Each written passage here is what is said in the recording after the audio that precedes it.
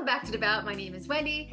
Callie and I are here to introduce you to Andrew Pledger. He is pretty active on social media. He has an amazing podcast, and he's going to tell his story of religious trauma, what he had been through his whole life, how he stayed quiet and silenced, and what that looked like for him, but most importantly, how he survived and what he does for the public now. So let's get right into it. Before we begin, thank you so much for watching, sharing, subscribing. This channel has become a little home in the chaotic world for me, for us, and I want to thank you so much for being part of it. And please follow us on Instagram.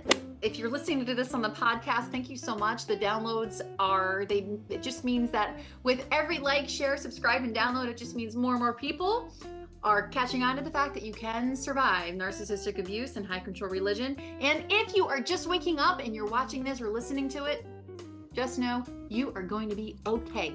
And it is true. This is why we tell stories on this channel. In our stories, we find each other, and in each other, we find ourselves. And that's what we're looking for, right? Andrew, thank you so much for volunteering to come on and tell your story. And why don't you tell our audience a little bit about yourself, where you got started and how you landed here with your own podcast, and ultimately also involved in activism. Oh, yes. Thank you so much for having me on. And for those listening, my name is Andrew Pledger, and I am a religious trauma survivor. And I grew up in the IFB cult, and I was homeschooled my entire life. And for those of you who don't know what that means, the IFB stands for Independent Fundamental Baptist. And yes, so basically, it is a form of fundamentalist Christianity. And in the episode, I'll get into more depth into that a little later. But I was homeschooled my entire life for the purpose of indoctrination. Both of my parents, they went to Hiles Anderson, which is a college that is known for being a fundamentalist Christian organization. My dad was studied to be a pastor. My mom was going to be a Christian school teacher, and they both graduated from there in the late 80s. And my parents were married in the early 90s. And yeah, my dad was a pastor, and my mom was a Christian school teacher before I was born. And like I said, I grew up my entire life growing up in the IFB cults, and I experienced a lot of mental health issues. And after like so many episodes of depressions and struggle with mental health, and after being shamed and blamed a lot for those issues, I finally discovered the term religious trauma. And by the time I discovered this term, I was at Bob Jones University, which, for people who don't know, Bob Jones University is a fundamentalist Christian college in Wow. Greenville, South Carolina. And I ended up at Bob Jones because my parents would only help me financially with going to a Christian college. So my choices were very limited and what colleges I could really attend. And Bob Jones was on the list, and I decided that, I mean, it was really like a double bind kind of situation. I was given like either stay home in the IFB or go to a Christian college. So that's not really much of a choice. So they're both the same environments, basically. um, when I found out there was that the IFB was worse than Bob Jones, which is shocking to me, but so I was glad I left that to go to a little bit less intense environment, just a little. But Bob Jones University, for those of you who aren't familiar, they are known for their controversies, a lot of controversies. They would not allow African American students to attend the school until 1971, and they banned interracial dating until 2000. Yes. Yes. That is reality. It's crazy to me. Yeah, so interracial couple people of different races could not date at Bob Jones University until that ban was lifted in 2000. Yeah. I know, it's crazy. It has a terrible racist history, and it's had many controversies for blaming sexual assault victims. There's a big controversy back in like 2013 of just all these people that reported sexual abuse, and it wasn't reported to the police at all, and a lot of victims were blamed. So a lot of toxic religion, toxic fundamentalist Christianity, really. And so basically, I ended up leaving fundamentalist Christianity of January of this year, actually. So Oh, this is fairly very recent. recent. Yes, very Wow. recent. And it was interesting because I left basically when I was right around when I turned 22 years old. But I decided to leave the IFB when I was 17 years old. But it just took me several years, many years to get away. And so in that time, a lot of people are shocked that I fairly left and how much insight I have about myself and certain things. And I'm like, listen, I'm like, yes, I left at 22, but I've been deconstructing for several years and unpacking Right? this shit on my own, like behind the scenes in secret. I Like, am so glad you said that because I encourage that all the time. And I said this in my last episode. The minute you know you no longer believe it, go inward and then yes. a plan. So it sounds like that's exactly what you did. Now, Yes. were you encouraged to do that by someone who had walked the path before you, or was that just in something intuitively Oh, you decided? no, no, it's crazy because for me, I am an INFJ, so that means like intuition is like my strongest Me personality too. trait. Oh, I'm that's so I'm good. EN. Oh, cool. Yeah. I mean Okay, EI. I go got back and you. forth between introvert and extrovert. Oh, Yeah. interesting. Okay. Mhm. And so it was interesting because that's my strongest personality trait, but that was also the one that was so repressed and stuffed growing up because in the IFB environment, you're taught that you are evil, your body is evil like the flesh, and like your just Mhm. desires in general are just evil. You can't trust your thoughts, you can't trust your emotions. Mhm. So you're so completely disconnected from yourself, and the idea of intuition is not discussed in the IFB church or cult. And what I realized is what people were interpreting as, in air quotes, the Holy Spirit was really their intuition. They just had a different name for it. And I was Yeah. like, I was like, huh, that's your intuition, babe. But okay, whatever you want to call it. Like, so- Yeah.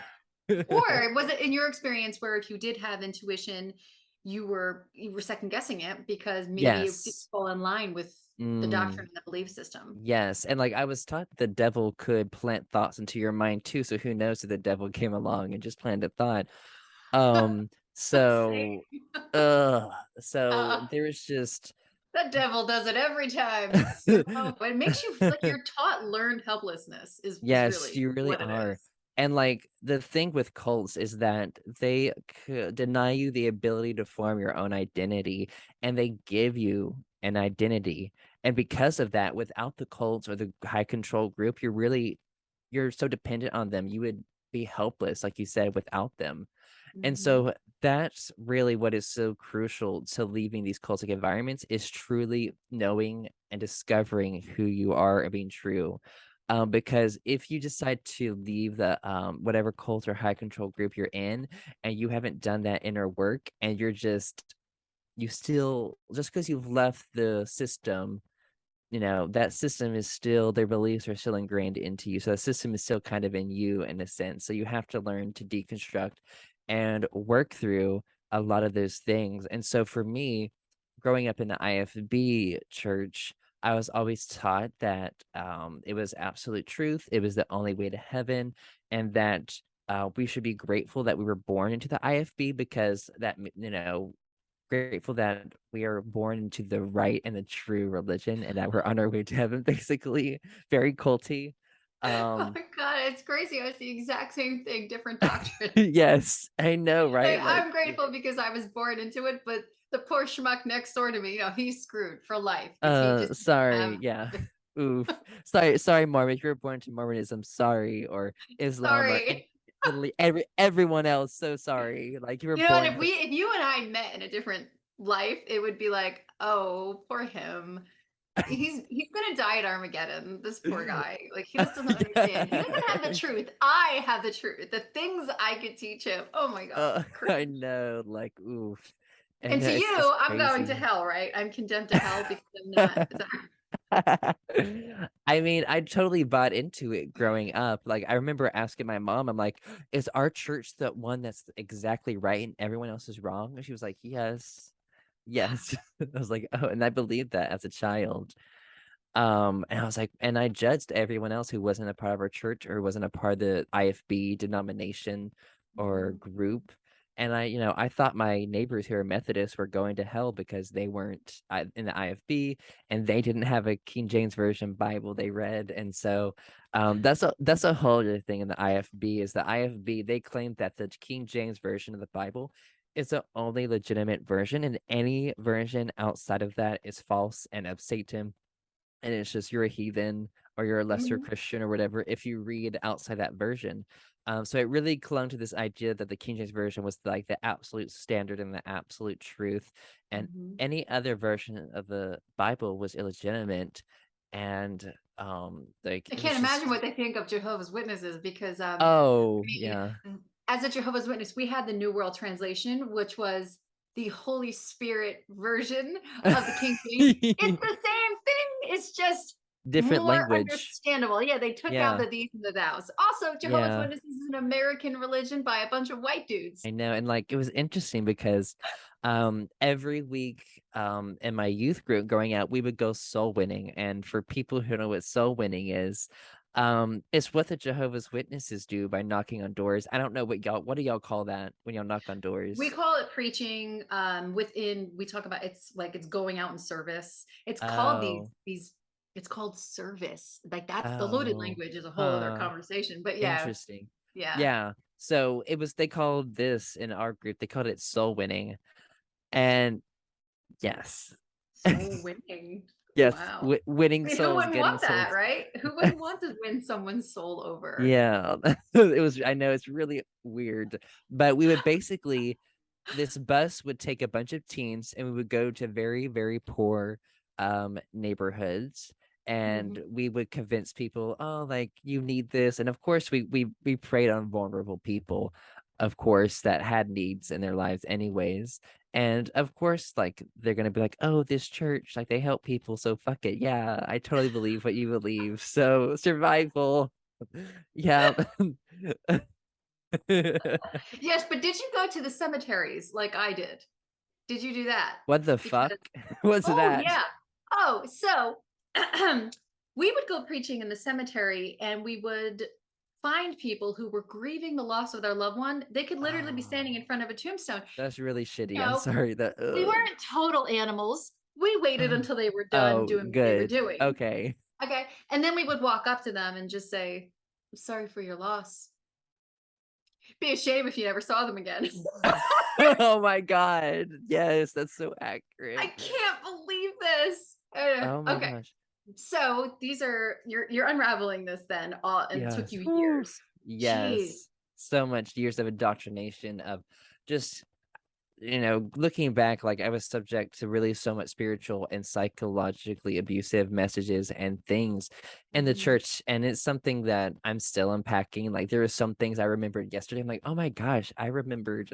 Like sometimes I'm typing out captions in my social media and I'm talking about a personal experience and I'm like, oh my gosh, I just remembered something. Like I remember being told that having or being hungry is a lust of the flesh, and that I remember trying to be coerced into really starving myself or fasting, and that I didn't really have to eat um, every meal. And there was kind of like a little bit. This didn't happen often. It just happened once. I remember this shameful message about having hunger and listening to that and feeding yourself. And I was like, nope. I'm like, oh my God, no, this is so toxic. God. And your parents raised you in this. Did they know?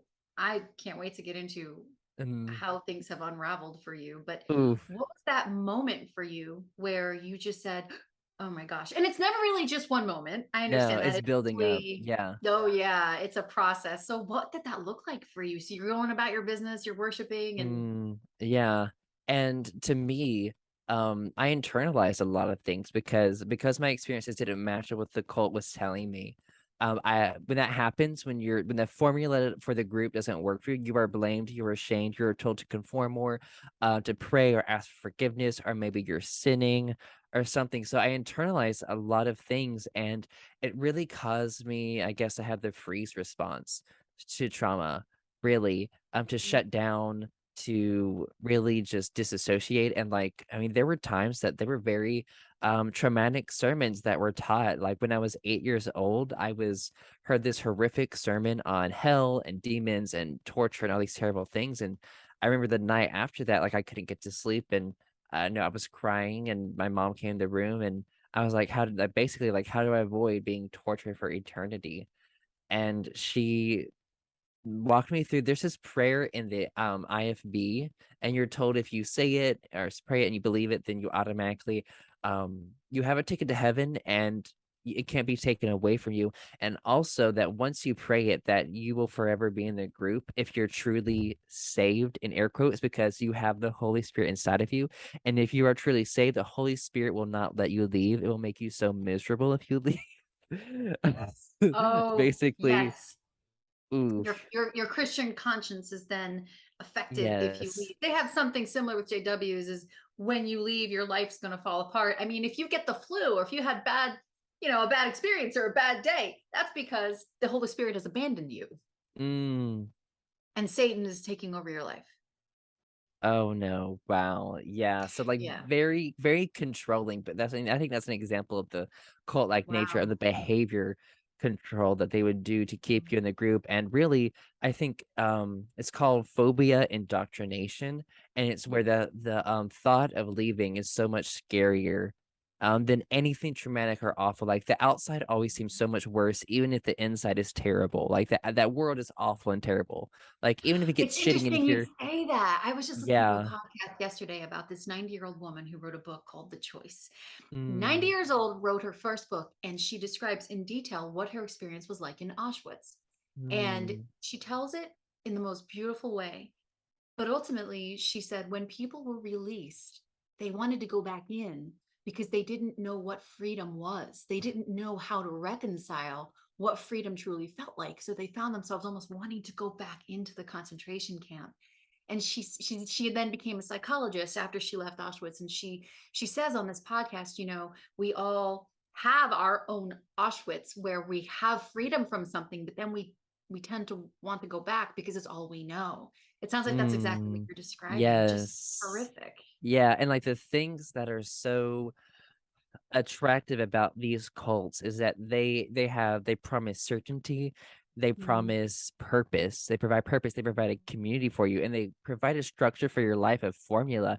You don't have to figure out life. They have the answers for you, and if you follow mhm. along, everything will work out fine. And guess what? You don't have to think. You don't have to grapple with hard questions because we have all these answers and you can't question them anyways. So here they are. Right, And exactly. so it gives just this, instead of actually having to do the work of really, knowing what your values are and what you believe and what's true for you, they just give you the answer, and you're expected to conform. And really, the price you pay is your freedom. Really, that is the price you pay for all these things that they provide.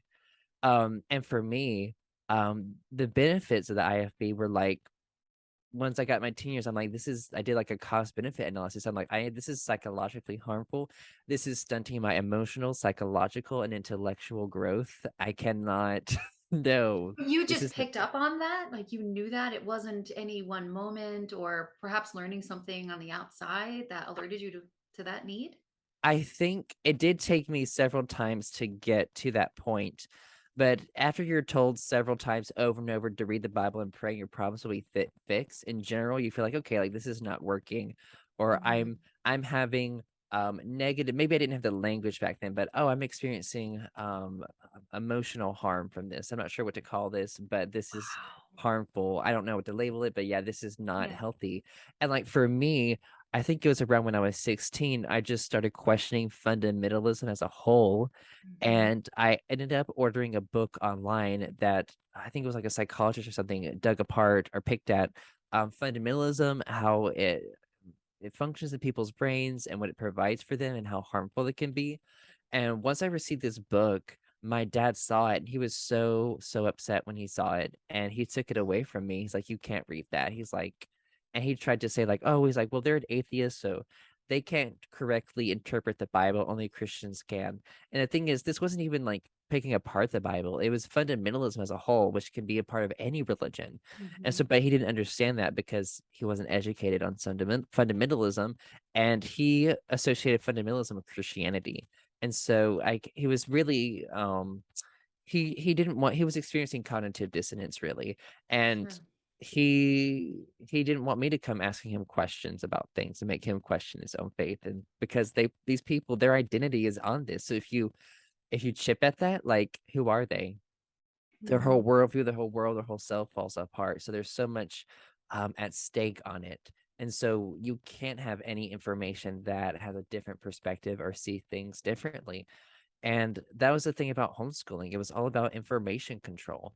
And the IFB church, a lot of IFB churches, they have Christian schools attached to them for the purpose of that information control, indoctrinating them into this worldview and making sure they stay in the church, have children, and then their children stay in the church. And then it just grows and grows and grows and keeps Mhm. on. And it was Mhm. interesting because my parents, they never wanted me to go to Christian school. Um, because it was even bad in their eyes because my mom was a school teacher. She thought it was a really bad environment. She's like, okay, she's like, the Christian school I think is bad. So of course public school is even worse. So I'll just homeschool my children their entire lives. And of course the control wasn't going to stop once they were done homeschooling, because then for college, which, finding a Christian college that actually gives you a legitimate degree, that is very hard. And that is another way that people stay stuck in these cultic Christian environments, is that they go and get a degree where that culture or that system, they are the only ones that can hire them, and no one outside of it can really hire them. And so that was a reason, going to Bob Jones, why I went there, because they had an accredited degree, which Mhm. means that my degree was legitimate in any and every workplace. I didn't have to stay in the Christian environment with the job, which So then that was your again, plan? Like I like that's when you were waking up. I know I have to go to a Christian college, so I'm going to try and find one that can actually help me navigate into society after graduation. yes, yes. Wow. Brilliant. Very clever. And Mhm. so kind of flash forward to the moment where I had these waking up moments, because a lot through my 10 years, I was like on the fence. I was struggling with that inner conflict of still being indoctrinated, but wanting to Mhm. leave. And like, it had such an emotional hold on me because I was indoctrinated. Like, there was so much programming involved, and I could just talk hours for all the programming, but I'm not because that would take up too much of We all our can, time. believe me. We all can. Yes. Yeah. But my journey getting out of the IFB, I mean, it was a slow one. I think it was interesting. The first step for me was getting a job in society. And most teenagers, they get jobs when they're like 16 or 17. And honestly, that was really, really scary for me to even think of getting a job, because growing up, I had a very codependent relationship with my mother, and I was very emotionally dependent. It was really bad. It was a really unhealthy, even though I didn't know those terms then. And as a child, I thought we had a very healthy relationship because we were super close, too close. And when I got older and I learned about codependency, and I'm like, "Oh shit, like, okay, like, no, that wasn't healthy at all." Right. We all And realize these things in hindsight, and when we don't, if you know, especially as an INFJ, I can relate to this. I didn't know I was an INFJ. You're way ahead yeah. of me. But I didn't know. And now that I look back, I'm thinking, oh my God, this was that. Oh, yeah, of course. And so for me, I think I realized that I was so emotionally dependent on my family, because that was Mhm. basically my social group, was my family, and then of course the church that I went to. And I was involved in a homeschool group and a couple of 4-H clubs, which those are like kind of homeschooly things that they offer for homeschoolers. But I was still around the same kind of people who believed the same things. So there was no different perspectives or different people to really meet. So I was in systems where the same information was being regurgitated over and over again. And so, but when I got older and when I realized, I'm like, I had the opportunity to go on kind of like, I guess you would say, like, it was a church mission trip in the United States, which is really lame. But it was a mission trip, which, everyone at our church, everyone was so excited because we used to go to the Bahamas and Mexico and things. And then, everyone looked forward to going there, but then they decided to not do that anymore because it was really because of money. But, Oh, but, yeah. and so, yes, it's fun to travel in the US, but So where'd you go? Like when you're, Nebraska, North when you're, Dakota. when you're, it was North, it was okay. I had the opportunity to go to North Dakota for a mission trip. Yes, you were right, North Dakota, yes. And I didn't go because I didn't know if I could handle staying overnight away from my family, Oh, it because makes sense.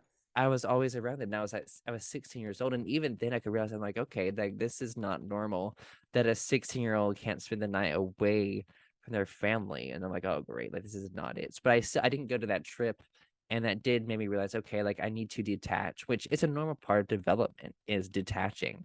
I think it should have started a little bit earlier for me, but it, you know, when you No, grow up in a are you an toxic only religion. child? Are you an only child? No, I am not. I have Okay. a younger brother and an older brother. Okay. Hmm. And so for me, I've always been the kind of person who's been all about personal growth, and INFJs are known for that too. Like we Hmm. love our Hmm. personal growth. So for me, like I'm all about going out of your comfort zone and pushing yourself to grow. And so for me, um basically that was going to another church and finding new friends, basically, because I at that point I think I still tried to make that system work. I'm like, okay, I'll just switch to a different church or something. So I became friends with people that attended our church through our bus ministry. And like for people listening, the bus ministry is when the church, they have a bunch of buses and they go up and pick up kids in poor neighborhoods and bring them to the church, and they would tell them that they were going to hell if they didn't conform. We would give them maybe like an oatmeal pie and Coca-Cola, and then send them back home. I mean, that'll do it. That'll Yeah. do it. You give me oatmeal pie and Coke. I mean, that'll do it even now. I'm a sucker for cults. Yes.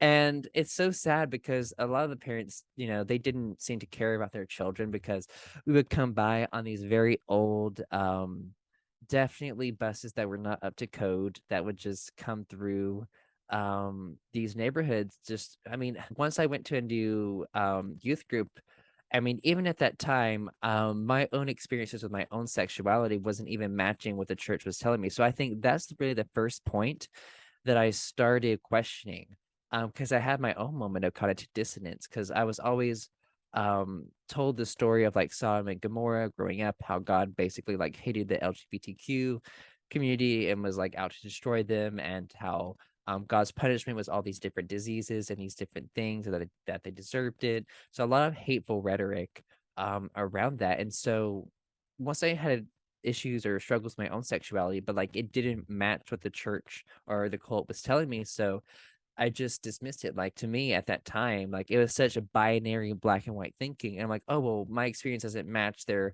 binary Right. thinking, so I guess I'm straight, I guess. Okay, whatever. So um once I began to really understand what I was experiencing was outside the heteronormative standard they presented, I was like, okay, like they're not accurate about what they're talking about sexuality, that because I was always taught that it was a choice.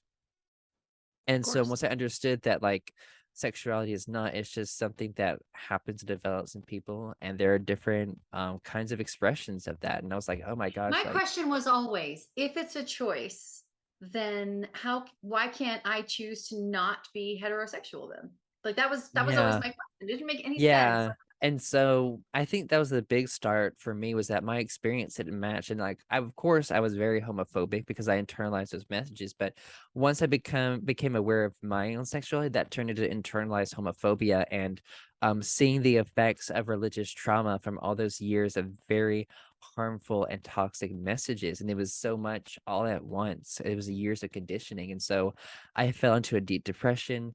I was like in bed all day. I couldn't really eat. And if I did eat, I would throw up my food. It was that bad. Like it was really terrible. And like in 2 weeks, I lost 20 pounds. And like I literally thought that I really was dying because I just wasn't eating. And it was because of that extreme self-hatred from all those years of conditioning. I'm like, I'm the one that God hates. He wants to destroy me. And like God won't love me until I change, or my existence is changed or gone or something. And so I talk about it very calmly now, but I don't know, I've written about it so many times, and I've been in therapy to to and there are some things that still have triggers for me. Honestly, there are still things that like oof, like it just comes up. But yeah, looking back, like it took me several years to not be so angry with my parents of failing me in that moment because they did nothing to really help me. It Mhm. was very clear that I was depressed and I needed psychological help, but in that environment, psychology is sadly completely dismissed and Mhm. delegitimized completely. And you're taught that every mental health issue is spiritual, and to the IFB, spiritual means that Mhm. if you're having spiritual issues, it means you're not reading, believing, or praying enough. But it's that, and also that homosexuality is a mental problem, which is Yes, interesting that's because true. if that's true, how is that rectified then? When Yeah. you realized that when you were struggling with your sexuality, Mm, I've had multiple people on my show and also my very close friends. When they realized this about themselves, they started kind of mm, checking the boxes of all the things to do to maybe not mhm. be that person. Yeah, It was that the thing in your case, like or was that the story in your case where there's this yeah, sort of order of operations? Pray yeah, more, check. Preach yeah, more, check. uh-huh, Get to a position of leadership in the congregation, check. And maybe I'll be healed of this affliction. yeah, Similar and in yeah, cult too. I mean, I think for me, like, I was always taught just pray, like, God works miracles, and I was taught that healing homosexuality was a miracle, and it's Healing. terrible, I know, it's a terrible just for anyone listening, that's not a disease that needs to be healing, it's terrible they have that lingo around it. But you're taught that it's sexual brokenness and it needs healing and it's really toxic and harmful. And I think the issues that people have with their sexuality and sexual addiction in the church, it's the repression is really their teachings Mhm, are what caused that a lot of the times. The people can't actually deal or face that part of themselves or even think about it. mhm, And so for me, just praying more, reading the Bible more, and generally believing like, oh yeah, God can take this away, like and it's so interesting to me because looking back, I'm like, okay, so these people believe that God would actually make someone heterosexual, but he didn't care about giving food to all these children starving across the world or healing the mhm. diseases. No, he looked down and saw someone with homosexuality. He's like, I'm gonna fix that. It's like, Right, really? right. Like that doesn't make sense to me at all. I mean, it was crazy to me because um everyone um everyone is different and everyone reacts or adapts to trauma differently, some ways and similar more than others. But my mind's way of adapting to that internalized homophobia and trauma, which is something that was very scary to me, was basically the forming of a new identity, really. Something that automatically happened. um the image in my head that I saw myself as was someone different than who I actually was. Like I genuinely thought I was a completely different person than who I was. And that was my mind's way of coping with that because I could not stand the thought of me. So to live, I had to be somebody else actually. And it's something that I've talked with my therapist about. I'm like, this is really weird and crazy to me Wait a minute. how, I don't want to interrupt you. Repeat that again. I couldn't stand the thought of me. yes. So I So I had to be wanted to be somebody somebody else. else. Yes. I know, and, like, I'm laughing at it, that's just my way of coping with things, just to let people Oh know no, if I I have laugh a about things are very funny. dark sense of humor. That's what Yeah. we do. Especially I'm very self-deprecating too because Yeah. it's hilarious. But in all honesty, that so poignantly describes what so Mm, many of us yeah, mhm, felt but can't articulate. mm, And I don't yes, think a lot of people in these religions, let me speak for myself and the yeah. people that I've spoken with. I didn't like myself because I didn't know myself. You can't Yeah, really that's like so someone that true. you don't Mhm, you really don't know. know. I Yeah. was just a clone of everybody else that I saw. And like, you know what? They look successful. Let me do what they're doing. Let me be like Mm, them. She's marrying this great guy. So let me go be like her. Let me look like her. mhm, She's accepted. And then mm, you don't like yourself. And then you get to the point of mm, hating yourself because you yeah. don't know. No, Wow. you don't. And I think in these environments, and even growing up, and even as I got to Bob Jones, I heard a lot of things like, oh, well, who you are is really evil and nasty and wicked. So you don't need to get to know that person. Just cut that person off. That's the old man, or have the new man or the new creature or something. You're a new creature, you're safe, so you don't have to. And that's just, it's so Or they toxic. misuse that scripture. I don't know if you're very familiar with the scripture where it says to disown yourself and pick up your torture stake if you want to Uh, be one of Christ's followers. And disown yourself really, I mean, the JWs took that to the next level, like next Mm. level shit. Like disown yourself, meaning forget everything you love, Oh. forget everything about yourselves, and Oh. just you don't even have your own personality, your own legs. So Yeah. forming your new identity. The other challenge I've noticed, and let me see if you've noticed this, is Oh, yeah. yes, your religion becomes your identity, but then once you leave, that then becomes your identity as well. Yes, I know I'm an what you mean. XJW, which I said in my last video. I'm Yes. trying to get away from that. Yeah, Yeah. most definitely. That switch to a different personality my mind created, and eventually, thankfully, that went away or slowly went away as I learned to really get to know myself and love myself. That took a couple of years for that to happen. But living in this state of disassociation and believing I was someone else, and it's just really, really crazy to me. And like, there were other symptoms too of mental health issues that I had to repress or not express because the shame around it. And this is something I talked to my therapist about, and it was really scary. And at a moment when I think it was around like 14 or 15, it was a moment of like an auditory hallucination. And this happens to people who usually have complex PTSD or PTSD. And complex PTSD is very similar to religious trauma. They both are very similar symptoms, Mhm. which it was incredible for me to find out and like finally find the real problem or the thing that was really the trauma that was formed inside of me through that environment. But I experienced a moment of no, I thought I literally heard voices, like, and that's what is an auditory hallucination is when you think you hear voices, but it's not real, it's hallucination. And so this happened to me, and I don't remember the exactly why it happened, but I think something triggered me in this social situation that I was in, and there was just so much negative psychic energy and mental health issues that it was its way of expressing itself, I guess. I don't know. I think they're still figuring out why people have auditory hallucinations. They know what it's from, but not really, I guess, the why yet.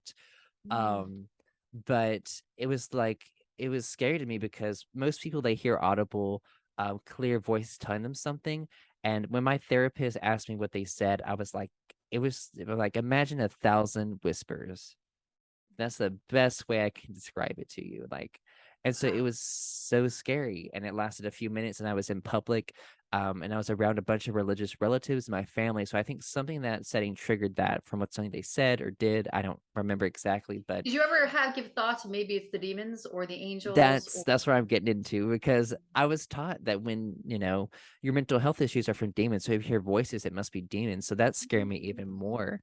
of And course. so, I didn't talk about it because I'm like, "Oh my gosh, these people are gonna think that I'm demon possessed," but looking back, I was struggling with complex PTSD, and it was trying to find a way to express itself and to get out, but it wasn't until, my later teen years as I still struggle with mental health issues every once in a while, and it got and see, I had a fast food job for I wanna talk about that just for a little bit, it's not the most important part, but I got a fast food job, and it was really crucial to me, like, meeting people on the outside world and seeing that the things that they said about the outside world wasn't true and that people were actually really nice, decent, and kind human beings. Mhm. So seeing that things that they said about the outside world wasn't true, really did help me move away and like finding a community outside of that was great. And that's what I found at my new job. So that was great for me to detach and have more independence, making money, making new friends, being on my own a little bit. And then of course, I would have to I was still living at home, so I had to go back, but it was nice to form relationships with other people, and so that really helped me gain the confidence I think that I needed, and life skill because I was lacking a lot of life skills, as a result of, like, being isolated, for so long, and so, eventually, that job was a way to save for college, and, Bob Jones University was a college that I ended up choosing as the least worst option, I guess you would say. I was like, "Ugh, like, this is not as bad as the others, I guess." But, um, and I was still dreading it going to Bob Jones because I knew, I had been aware of myself. Like, I knew, like, okay, like, I'm gay and, like, I'm not gonna be loved and accepted into this environment. In fact, there are rules against my existence in this environment and that I'm not really allowed to be here. And so I really to me, like, I had to conform again. I had to go into another cultic group and put on a show. And for me at that point, I was still struggling so much with indoctrination still. I had so much fear of disobeying my parents or God's going to shorten my life because that's what I was taught is that the more you obey your parents and listen, the longer life that you'll have. But if you don't, you'll have a shorter life. So that still had that fear. I'm like, God's going to harm me if I don't listen.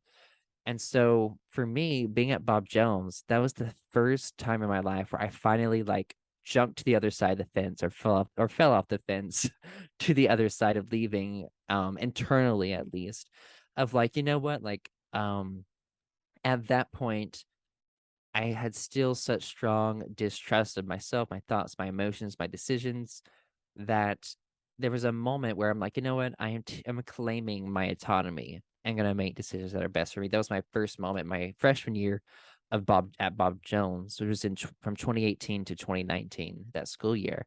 And to me, I had to get to that point because I went through another depressive episode that was just really terrible of just because I felt so isolated.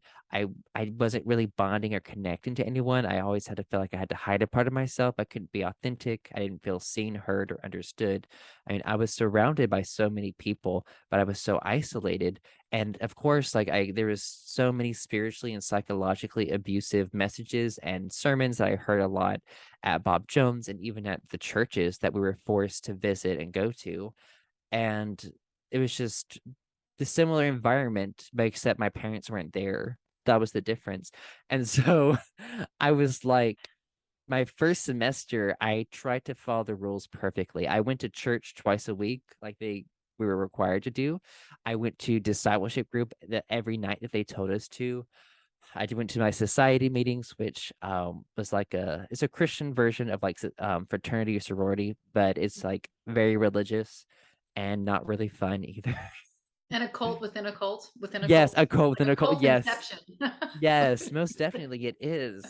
And um there were all these I noticed how they had us do all these different religious activities outside of the things they already required of us to just keep us on campus, to keep us from Mhm. going off and exploring, Keep and you to busy. keep us busy, Mhm. and to still control our thinking. And they did that also through Sunday we had to go off campus to go to church, but they had a list of churches that they approved of that we had to pick from that really pushed their doctrine too, that pushed the Bob Jones perspective of Christianity. And so it was a bunch of like conservative fundamentalists and maybe a Methodist here and there, maybe a little Presbyterian here and there churches. It was the same kind of church that I grew up in. And so I was like, I hate this. I already know I want to leave and get out of here, but how do I do this? Everything I've always known is in this environment. All my connections are in this environment. All the people, and like I don't want to say community because I never felt close to anyone in that environment But growing it's up. But like something. It was it was something. it was something. It was my social. I was Mhm. call it my social group of people Well, I yeah, was it is. around. It was so even if I felt disconnected from them, they were still people that I was around. Right. And so basically after the first semester, up till then, my main trauma responses have been freeze and then the fawn response. There's the fawn response that's just constant people pleasing. And so for me, being a rule follower was a part of the people pleasing of always, meeting this standard. And so as I began to break the rules, I noticed my mental health getting better. um Mhm. because I there were certain things like I would skip church, for example. We were required to go to church, but I found a way to get around that rule and skip it because I'm like, this is toxic. I need actual rest on a Sunday where I can sleep in, or maybe I can go to a park and just be out in nature and just be and not be screened and yelled at by this Right. person of like what a terrible person I am and how I'm so awful. And so for me, like it was hard because there was still that conflict, but that was my first time of like claiming more autonomy a little bit. But before that claim of autonomy happened, like I had said, I went through another depressive episode. I got very, very suicidal, and like it really brought me to the point of suicide. I almost committed suicide to make that choice to claim autonomy. Wow. Um, and so it was when I was basically at rock bottom, I'm like, I'm so tired of these people telling me this formula because it's not working. Right. And really, it was the first moment that I started to recognize what I needed. I was like, okay, I need to claim my autonomy and I need community, like true community where I feel seen, heard, understood, and I can be authentic and be myself. And so Mhm. this is when I visited a very liberal progressive church that was like not on the Bob Jones list at all. They were affirming. And like once I went to this church, it was the first time that I walked into a church and I felt positivity, love, and acceptance. It was the Mhm. first time. And these people were not dogmatic. They didn't talk about hell or how awful you were. It was just very loving, very kind rhetoric. And I was like, oh my gosh, like I was just sitting there kind of uncomfortable. I was like, what is this? Why isn't he telling me what an awful person I am?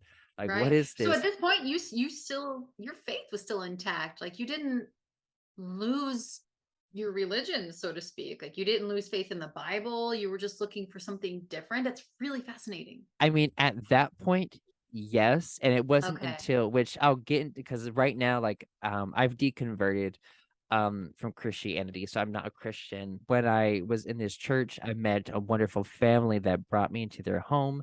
And they, because they cared about me and they wanted to help me, and they lived near the Bob Jones University. And so I was able to escape Bob Jones and go to their house and eventually Oh. eat dinner with them and have a key to their house and go there whenever I Oh. could. So it was so great. And, it was incredible how the week before I was so suicidal. And the next week, when I found that community, it was gone. All those desires were gone. Like it wasn't a spiritual issue, it was a psychological and social need that I needed to be met. And so, Unconditionally. yes. That's the key, Mm, right? It's not a yes. matter of course I love you. Of course I care about you. I'm Mm, worried about you. We get that a lot on the XJW yeah. community. You get Mm, messages, yeah. but I love you. Okay, well then Yeah. love me. Yeah. So Yes. Not sounds like that's what you yes. experienced for what Most sounds like definitely. the first Yeah. time, unconditionally. Yes, it Mhm. was. And like for me, I realized that growing up, I felt I was only loved because of the actions that I did, Right. not because of who I was. Well, love in high control religion, even with family, love is earned. Mm, But yes. psychologically and emotionally, love is Mm, never earned. It never no. has to be earned. No. I love that. But we're taught that it is. Even by Yes. God, we're taught we have to Ooh. earn God's love. What? Mm. Like I'm not like that with my own kids. I love you no matter, like Yeah. literally no matter Mm, what. yes. I Most just definitely. and so you do all these things Mm-hmm. and you find that there are people who are genuinely loving because Mm, that's the basic human yeah. need. Love. Mm-hmm.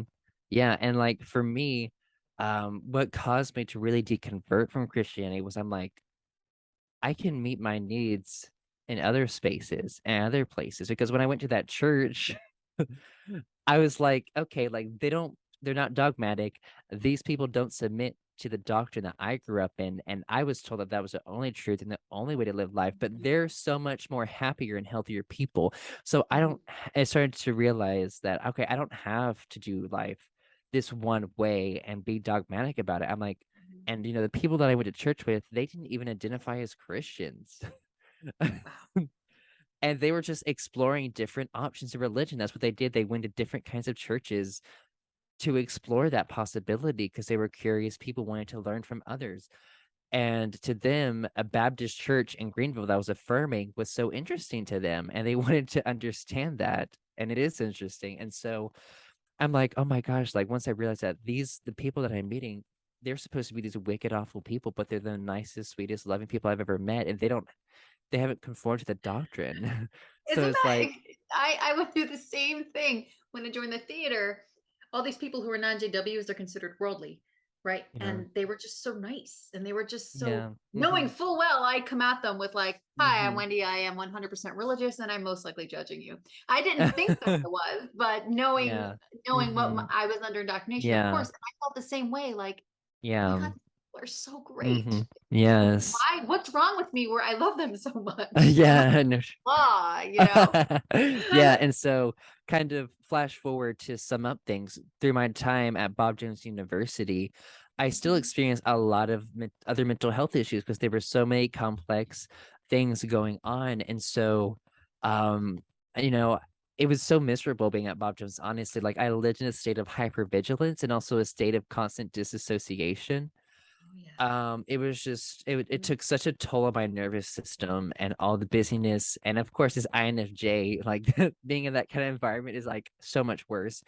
And so for me, it was not until like I think like my junior-ish year when I was like 20.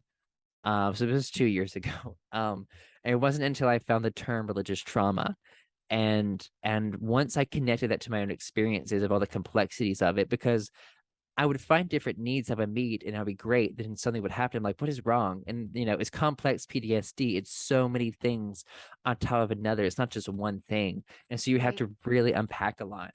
And so I was like, okay, this is religious trauma.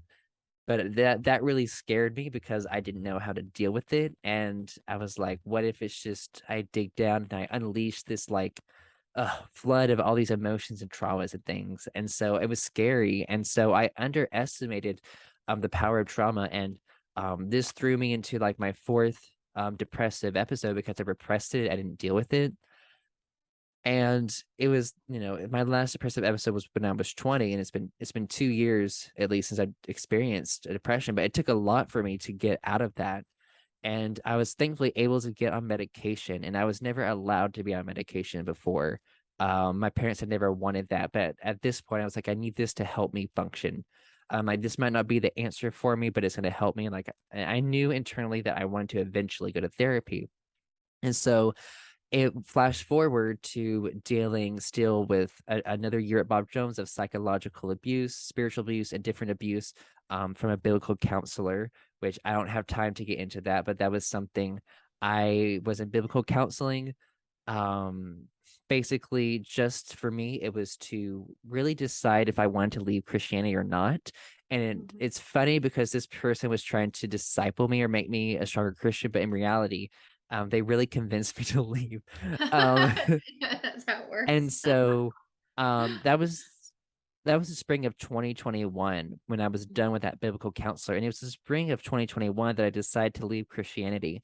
And I knew it was going to be really hard to do. But I knew I really I'm like, you know what, my mental health is important. And leaving this religion is what is going to be, it's going to be good for my mental health to detach the toxicity.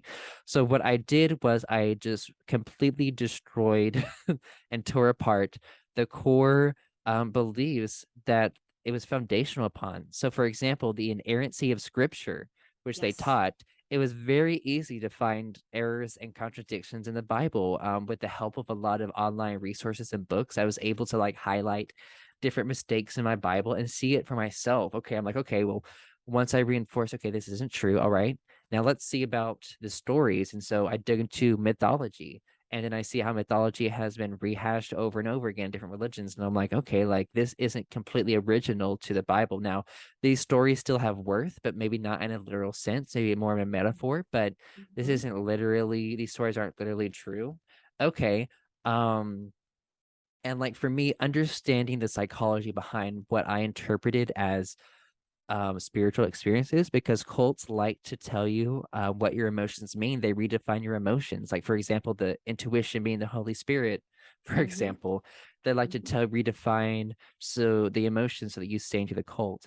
And it took months and months and months of just constantly digging at these things and repeating to myself, oh my gosh, I'm like proving to myself that okay, this is not true what they're telling me, and learning about evolution for the first time and understanding that, oh wow, Mhm. the world isn't 6,000 years old, I Right. guess.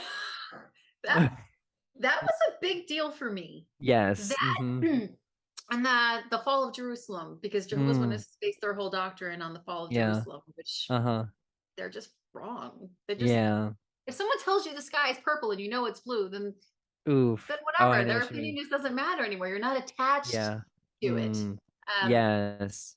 and here's the thing: the very definition of belief without proof is delusion. And then if Yes. someone Uh-huh. says, "Here, I have proof Yeah. that we are incorrect in Mm-hmm. our teaching," and they Oof. Yeah. still believe it, Oof. then your faith is It's not based. illusional. Yeah. They're not based on facts. No. They And think it is. They think so it is. I know it was crazy because when I deconverted that summer, I was going back to Bob Jones for my senior year, which my senior year was supposed to be from the fall of 2021 to the spring of 2022. Then I graduate in May 2022. And so here I am going into my senior year. I'm like, I've deconverted. I'm an apostate. I'm a heretic. Oh my gosh, this Oh is no. so uncomfortable. And so those are the things that they label people like me that Oh yeah, me too. decided to leave. Yes, like those kinds of things, the way to demonize us and to keep people away from us, Mhm. really, and to control people inside that system. And so when I was there, I was still dealing with the effects of religious trauma. And I was a photography major at Bob Jones. And I decided to use photography to dig into religious trauma, to express, because there was still so much psychic energy trapped inside of me. I'm like, this needs to get out. And it was really hard creating that series because I had to really do a lot of inner work and digging into my past and understanding how to really emotionally and symbolically express what was going on. But it really, really helped me continue to heal and work through that. And so that was the fall of 2021. And at that point, I'm like, I am ready to go public about leaving Christianity and really talk about religious trauma and like So wait, at this point, only you knew, right? Your parents didn't only know. me. You're. Actually, I remember I did tell my mom in the Mhm. summer of 2021 about all the different harms it had done, which she couldn't even handle the thought of her religion doing wrong. But I was Not like, even just religion, but your sexuality too. You had to keep that oh under wraps, yeah, right? yeah, and like Wow. Wow. eventually I did have to tell her that, Yeah. and it is something still after I told her she just didn't talk about. But she basically told me if I left that all these terrible things would happen to me. I would end up homeless on the street. I would end up addicted to drugs and different things. Yep. So that Oh that yeah. inf- that phobia indoctrination of scaring you of leaving the cult, like Mhm. basically. And so I knew that stuff was bullshit because I'm like, if I learn to meet my own needs and find a community outside of this place, I that won't happen. Wow. Because once I pinpointed that people, their identity becomes that place, and when they leave, they're like so helpless without it. That's why a lot of people struggle to leave, because Mhm. cults are designed to be really hard to leave. That's just how they're all made purposely, and Mhm. that's why people Mhm. are stuck in them. But um, it is something we hadn't talked about, and um, but through that semester, once I knew that I would never go back to the other side of the fence because I'm like, once I went past that delusion and found the proof, I'm like, there's no way I could ever go back to believing that before because I found proof that a lot of those things they said weren't true anyway. So there's no way, like, there's no turning back. And like, for me, that was a really scary thought. It is. So first step is disprove the doctrine. Second step is now you're on to unraveling the emotional control, like the bite Mm, model says. yes. Yep. Love the bite model. And so through the religious trauma photo series, I'm like, I'm gonna talk about religious trauma and how this affected Mhm. me and then why I left.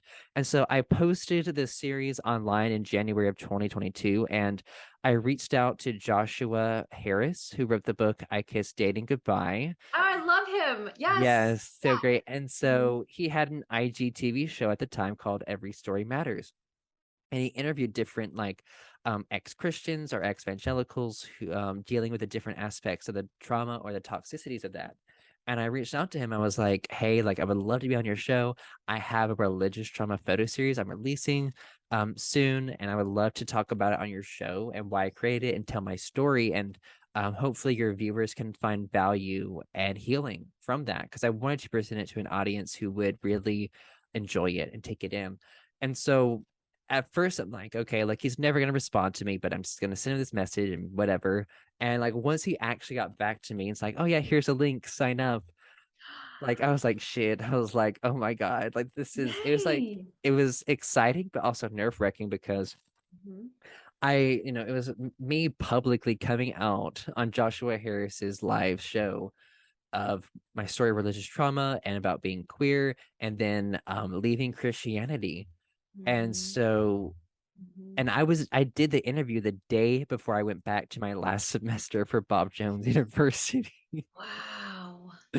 And So so here I am doing this interview, and the next like there's I'm packing up all around me, things everywhere that I'm getting ready to leave for my last semester. And It was so incredibly healing to share my story and to talk about the photo series I created and have the response that I did to it, and to just to feel seen and heard removed so much of the shame that I felt. So much like after that interview, it was just so powerful. I feel like it's like you can finally breathe again. You know what I mean? It's like, like yes.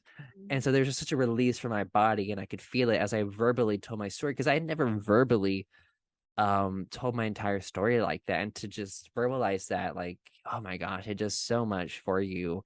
When you're And releasing that shame, a lot of shame is most shame, all shame is rooted in fear. So when you yes. disprove that doctrine to yourself and you're no longer fearful of it, that Mm, shame just, it's like this yes. big weight just lifted Yes. off of you. Yeah. I'm so And happy for you. as I'm yeah, gosh, sorry. I know we have to end in a sec, but just to quickly wrap it Yeah. up, as a result of that interview, I was expelled from Bob Jones University. So yes, I want to know where you're at now and what does excommunication or disfellowshipping Hmm. for JWs, what does that look like? Yeah. So when I was You got, wait, hang on. You got expelled because you did the interview? yes. So Mhm. you weren't even like doing public outcry against the organization or No, against the religion. It was just no. your story. It was my Wow. story and like me talking about deconverting and why Mhm. I deconverted and the things that I discovered. And that's what they hated, I think, was Of that I course. discovered their doctrines weren't true, that they taught. Mhm.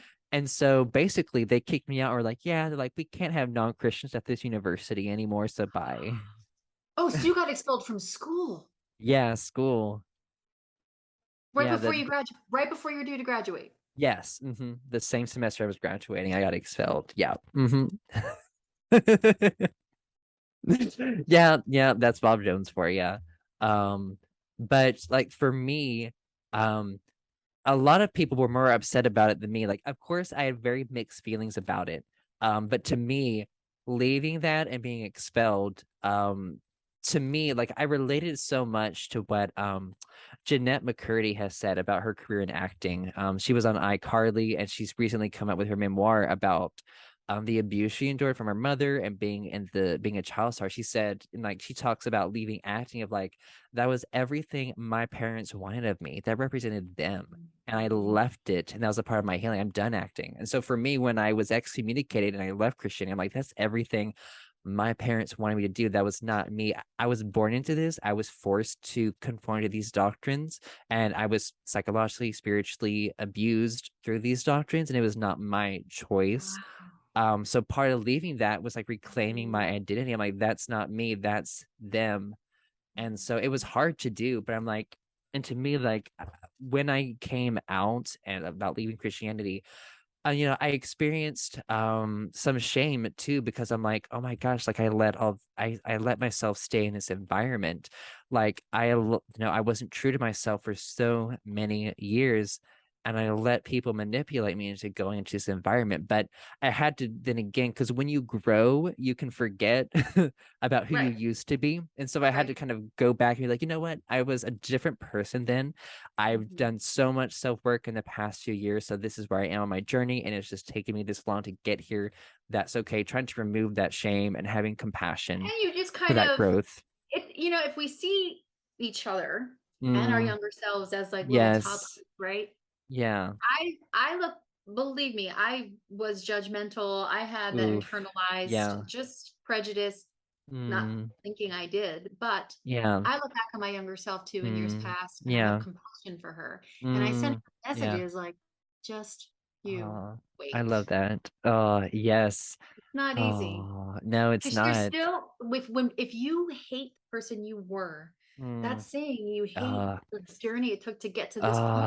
I can't, yeah. I can't Yeah. just hate her. I Hmm. feel bad for Yeah. her. I Yes, you feel like, love you know her. what? It's a Yeah. matter of time, sister. You're Yeah, almost time. there. And I'm Yes. cheering her on when I want Yes, to I be love right it. for her. Yeah. Yeah. Mm. Yeah, and I think for me, kind of like I guess you would say the message of my religious trauma series and the message of my story when I shared it on Joshua Harris's show is that you are your own hero. You are the answer Yes. to your problems. And like that's kind of what I've got out of claiming my autonomy and working through this trauma. It's like I am my own hero. I'm like these people Jesus or what all these people, they could never Mhm. save me from all these things. Mhm. I had to save me from these traumas and learn to claim autonomy and heal myself. And Bob Jones hated that message of you are your own hero because that means autonomy and independence and making your own decisions and possibly thinking differently.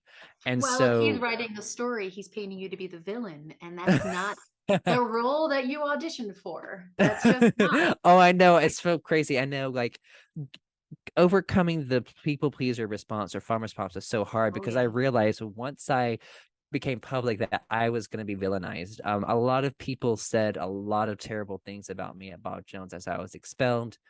But it was mainly staff though, and I was shocked with how the positive response that I got from students there that didn't buy into the bullshit of all the Mhm. gossip and the slandering.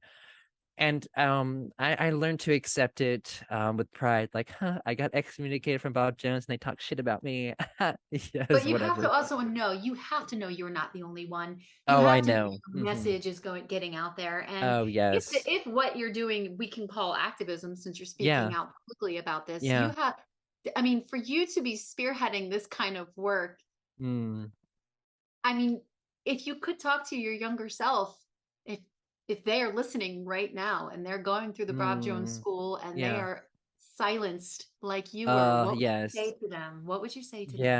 Yeah. I think I would definitely say that there is a better place. You don't have to settle for less than you deserve. You deserve so much more. You deserve to be around people who love and accept you for who you are in a place where you can thrive. And Mhm. if you have to walk away from this, that's okay. And it's okay to make mistakes and just learn from them. You don't have to beat yourself up all the time for not being perfect, and that you are your own hero, really, and you can claim your autonomy and live your best life. But you have to take that step into the unknown of walking away. And you have to, when you do that, like you, in that moment, you know who you are and you know what you need. And Mhm. you walk away in this feeling of confidence, Mhm. of really, in a way, it's a defiance of like, I'm not letting you hurt me anymore. Like, you don't control me anymore. And it's so empowering to walk away from a toxic and abusive environment. Thank you for this. Mm, Thank you. uh, Is there an excommunication process? Is there a shunning situation happening in your former religion? yeah, I mean, it's interesting because when I left, um, people were sharing the shit out of the Joshua Harris interview in my community, church community, which I was unaware of, and like different people who used to go to my church but who left because it was toxic. And so Mhm. it was interesting. All the different people that I've forgotten about reached out to me on social media and were shockingly nice. And were like, I'm so sorry you went through that. And what annoyed me the most is that I think people who called my parents, I wanted to hear the gossip and the tea. And of course that upset them. Um, Mhm. but different people, but I mean, the process, I mean, once you're vocal about your experiences of the abuse and everything you experienced, number one, that organization's not going to acknowledge any of that because they're going to put the doctrine and the beliefs over anything you've experienced and over you, period. And that is a sign of a cult, is when they put the doctrine of the person. So they're gonna not they're gonna pretend that your pains and the traumas and the abuse that you went through, it doesn't exist. And um people do very irrational things and who are otherwise rational people Mm, when they are faced with their salvation. Again, a basic human need of wanting to live. We all want mm, to live. So when they put that in front of you, that this means your yes. life, people will do anything if it means their life Mm, for the most part. yes. Oh, yeah. And Mhm. what does life look like for you right now? I'm curious to see because you didn't finish college, so I'm curious to see where you landed. You have a Yeah. podcast. I want to Yes. link all of your artwork in the Oh, description thank box. you. What does life look like for you now? Yeah, once I left Bob Jones, like the next week I went to therapy because I'm like, let's work through this religious trauma even more with a professional. because that's what I needed. And I've been in therapy since January of this year, and I'm still in it, and it's been incredible. And I will be for years to come. Of course, we all And will. yes, years, so many, It's a so long. process, the healing process. Yes. Yes. Yes.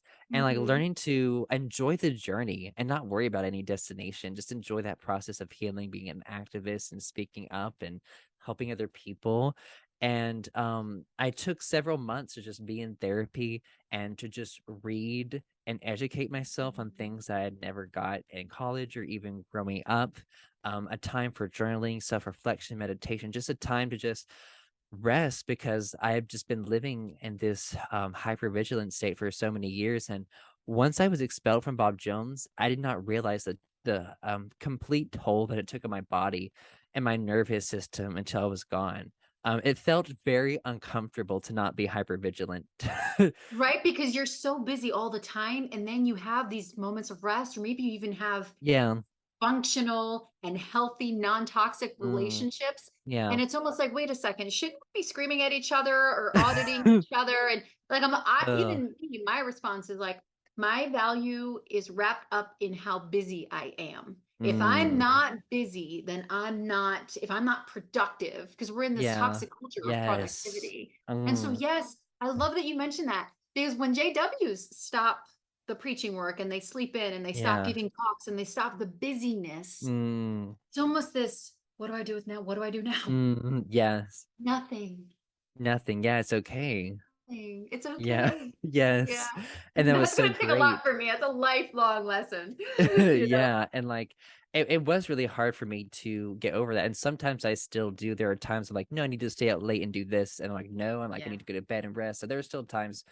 Mhm. It's been in a kind of process of going back and forth between Mhm. that. But I think once I was expelled, I was like, I deserve this. Like I Yes. deserve to rest. Like fuck Yes, it. you do. Especially Like since as INFJs, when we give all of our energy, oh and we feel so mm, deeply, I could just yeah. feel people through the camera. I can feel people. Yes. And then I need to take Mm.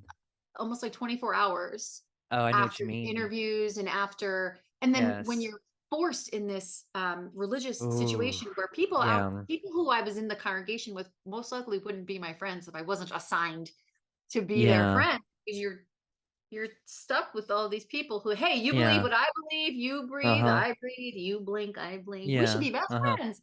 Yes. Exhausting. My Yeah. whole life Mm. has been exhausting Yeah. and hearing the Mm-hmm. Yeah. noise. Mm-hmm. Yeah. And so And when you're so helping people as an yeah. INFJ, Yes. it's such a great feeling, Mm. but rest is Yeah. important, very Most important. definitely. And like part of my healing too has been really turning my pain into purpose and being vocal Have about you what I read went my through. stuff? I feel like you're using my quotes. Oh, If am you I? say make your mess your message, then you know what? I love it. This is amazing. Yes. Oh, that's You're one great. of my soulmates. I know you're a Oh, soulmate. that's sweet. I love that. That's funny. But for me, it was like being vocal about your story, I think, is part of the healing process, really. And I think Mhm. earlier you were talking about how making it your identity as like, oh, I'm ex-Christian or I'm ex this, and Mhm. that is interesting. And like, um, I mean, thankfully, like I don't just like claim that as my only title. Like I'm an ex-Christian. Like I'm many. There have many different identities. You know what I mean? We have different Sure. the Yeah. intersectionality really of Good. different things. Like for example, like INFJ, I'm also a highly sensitive person, so very neurodivergent.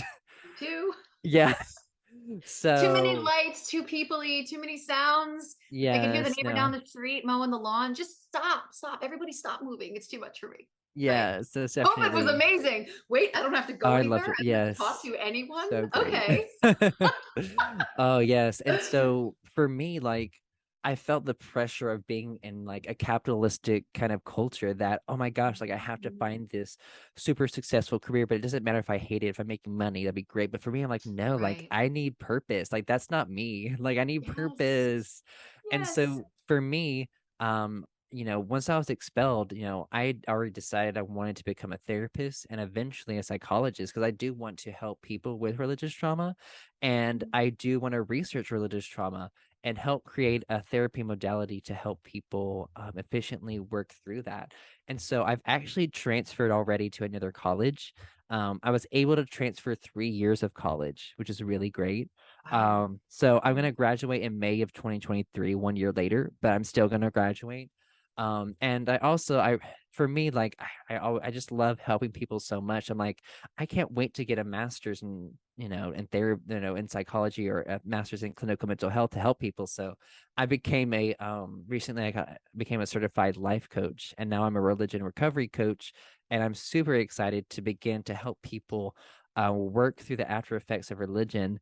And since I do have a nice foundation in psychology, I am very careful about who I work with. And there are people I'm like, you need to see a therapist.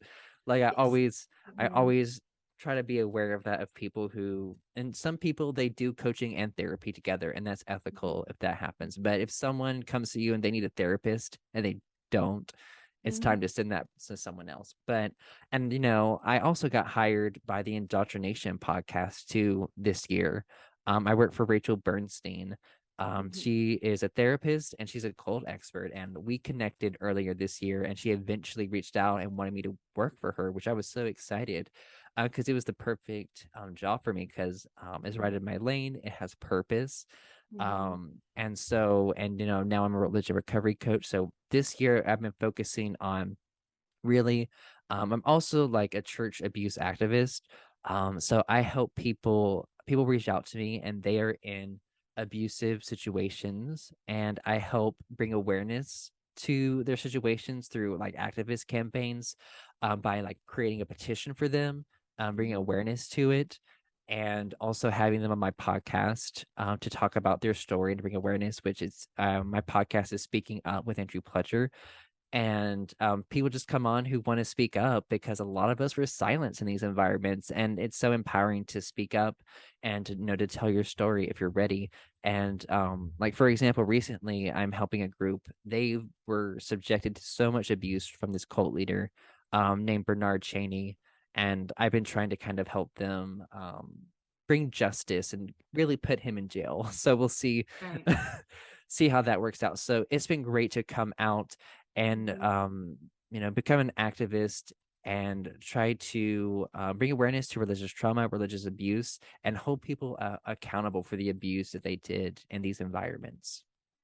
We are so thankful to have you on this Oh, side of high control religion thank and you. narcissistic abuse. We are so Mm, thankful to have you out here. For those yeah. of you who want to get in touch with Andrew, all of his contact information is in the description box. And thank you so much. But I am Yes. all about the recovery phase of religious Yes. trauma on this channel. So we would Ooh. love to have you back on if you'd be open to that. Yes, I would love that, most definitely. Cool. Thank you so much. And we'll talk to you next time. All right, awesome. Thank you for having me. All right, I'll see you. Course. Thank you so much for watching. If you want to contact Andrew, all of his stuff is in the description box. Be sure to like, follow, and share his content. And if you want to be on the show, go to wendyrenee.com/tell your story, and the schedule will pop right up. That's all we have for now. We'll see you next time.